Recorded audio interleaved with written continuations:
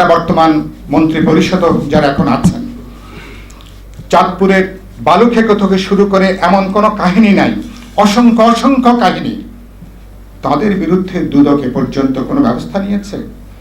এমপিদের বিরুদ্ধে কোনো ব্যবস্থা নিয়েছে?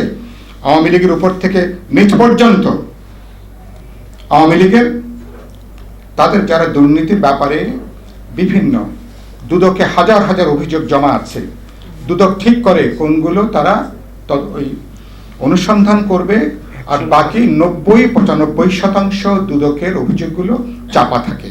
এটা আপনারা যারা সাংবাদিকরা আপনারা একটু খবর নেবেন।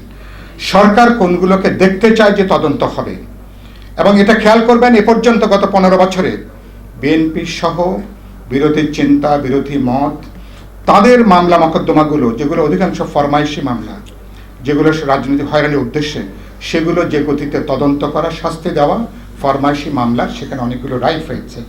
আর সরকারি দলের এ পর্যন্ত এমপি মন্ত্রী থেকে শুরু করে এমনকি জালিয়াত, মুক্তিযুদ্ধের বয়স ছিল 7 বছর, সে নিজেকে সে মন্ত্রী, এখনো পর্যন্ত কেউ কেউ ক্যাবিনেটে আছে, সরকারি গুরুত্বপূর্ণ সচিব ছিল, এরকম ভুয়া মুক্তিযুদ্ধের তালিকা দিয়ে তারা পর্যন্ত সরকারের একেবারে খুবই গুরুত্বপূর্ণ জায়গায় ছিল।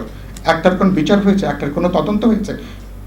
সরকার একটা দুর্নীতির সাগরে ভাসছে।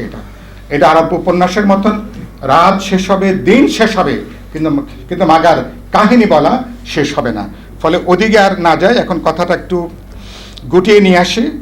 ফলে এই সরকার চোর, মাফিয়া, ডাকাত, দুর্নীতিবাজ, সন্ত্রাসী, তারাই বাস্তবে লুটেরা, তারা এখন দেশ চালাচ্ছে।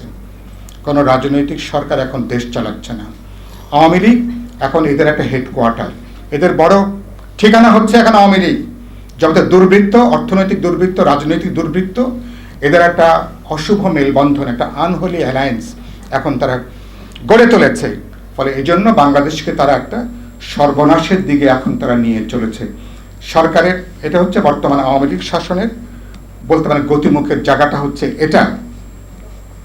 আর আপনি যে দেশের প্রধান বিচারপতিকে দুর্নীতির জন্য তাকে ফিজিক্যালি হেনস্থা করে তাকে দেশ ছাড়তে হয়, সেনাবাহিনীর প্রধানকে দুর্নীতিতে অভিযুক্ত হতে হয়, পুলিশ প্রধানকে দুর্নীতির জন্য অভিযুক্ত হতে হয়, এবং অন্যান্য গুরুত্বপূর্ণ কর্মকর্তা, তো সেখানে সরকারের অবস্থা কি? আপনারা কি ধোয়া তুলসী পাতা? আপনারা কি এর বাইরে? আপনারা এটা নাগরিক হিসাবে এই প্রশ্ন তোলা এখন প্রতিদিন, প্রতি মুহূর্তের এখন একটা গুরুত্বপূর্ণ দায়িত্ব হচ্ছে এখন এটা।